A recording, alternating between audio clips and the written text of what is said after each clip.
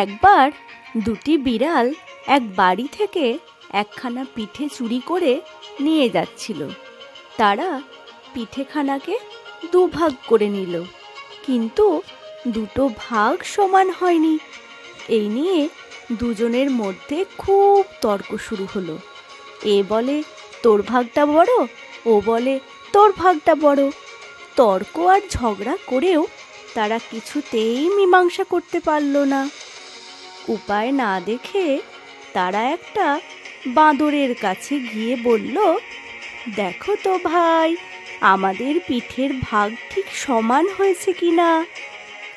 বাঁদর দু হাতে দু টুকরো পিঠে নিয়ে ওজন মাপতে শুরু করলো। তারপর বলল, ডান হাতের পিঠেটা একটু ভারী লাগছে। এই বলে সে ডান হাতের পিঠে থেকে এক কামড় দিল এবং সেটাকে খেয়ে নিল। এখন আবার ওজন মেপে বলল, না, এবারে বাঁ হাতের পিঠেটা বেশি ভারী লাগছে। এই বলে সে বাঁ হাতের পিঠে থেকে আবারও এক কামড় দিল এবং সেটাকে খেয়ে ফেলল। বোকা বিড়াল দুটি হতাশভাবে বাঁদরের মুখের দিকে তাকিয়ে রইল। বাঁদর বলল, কেউ আমার বদনাম করতে পারবে না, আমি ঠিক সমান ভাগ করে দেব। না, এবারে ডান হাতের পিঠেটা একটু বেশি ভারী লাগছে।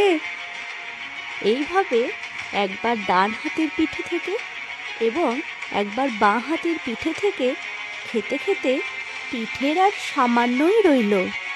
অবশেষে বাঁদর বলল, এই দুটি ছোট টুকরো পিঠে আমি আমার পারিশ্রমিক হিসাবে খেয়ে নিলাম। বিড়াল দুটি তখন হতাশভাবে বাঁদরের মুখের দিকে তাকিয়ে রইল। তো এই গল্পটি থেকে আমরা কি শিখলাম? দুষ্টের কাছে বিচারের আশা করতে নেই। গল্পটি ভালো লাগলে লাইক, কমেন্ট ও সাবস্ক্রাইব করে দিও।